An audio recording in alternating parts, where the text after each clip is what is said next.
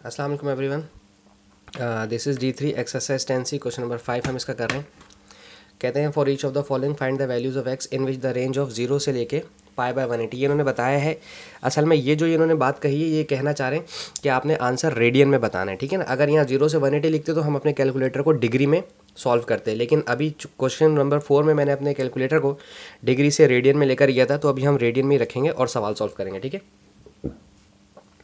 First है हमारे पास sine x is equals to 0.7, sine x is equals to 0.74 या 74, ठीक है।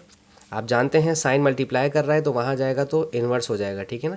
साइन डिवाइड में नहीं आता। 0.74 आपका कैलकुलेटर ऑलरेडी रेडियन में अवेलेबल होगा। ये यहाँ छोटा सा आर लिखा हुआ है, इट रिप्रेजेंट्स कि आपका कैलकुलेटर रेडियन में है, ठीक है। शिफ्ट दबा के साइन दबाएंगे, शिफ्ट साइन इन्वर्स आ गया 0.74, ठीक है। 0.833 तो 0.833, ठीक है। अगर किसी का कैलकुलेटर इसका आंसर दे रहा है, मैं बता दूं कि गलती कर रहे हैं क्या। अगर किसी का कैलकुलेटर 47.73 दे रहा है तो इसका मतलब कि उसका कैलकुलेटर डिग्री में है, रेडियन में नहीं है। इसको डिग्री से रेडियन में लाने के लिए प्रेस 4, ठीक है। ये हो गया 0.833, ठीक है। अब पार्ट बी देखते हैं इसका।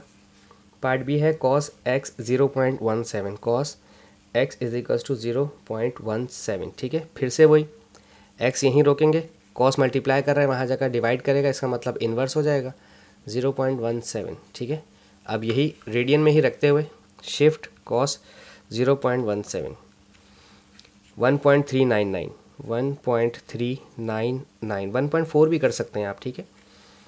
सी part tangent x is equals to 0.48, ठीक है। यानी कि x एक तरफ रोका, टेंजेंट इन्वर्स हो जाएगा 0.48 is equals to, tangent inverse निकाल लेते हैं, शिफ्ट टेंजेंट इन्वर्स 0.48।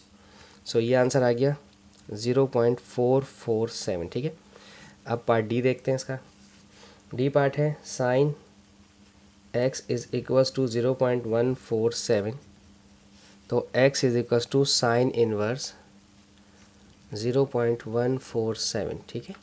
शिफ्ट दबा के साइन इन्वर्स प्रेस करेंगे, शिफ्ट साइन इन्वर्स खुद ही आ गया 0.147 0.14। हाँ, इसका भी 0.147 का 0.147 ही आ रहा है। That's amazing. ये इत्तेफाक है, ठीक है।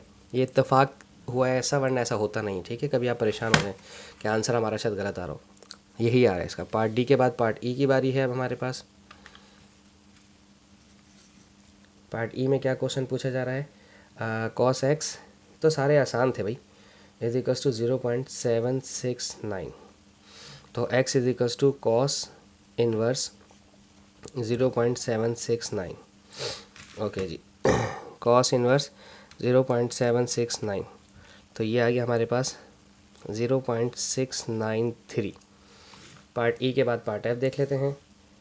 Tangent x is equals to 1.25 और 6, तो x is equals to tangent inverse और ये वैल्यू 1.256, ठीक है।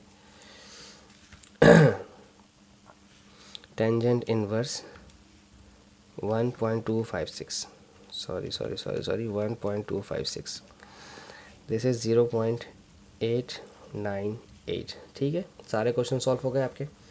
आई होप सो आपको समझ आया हो। Thank you so much for watching my channel.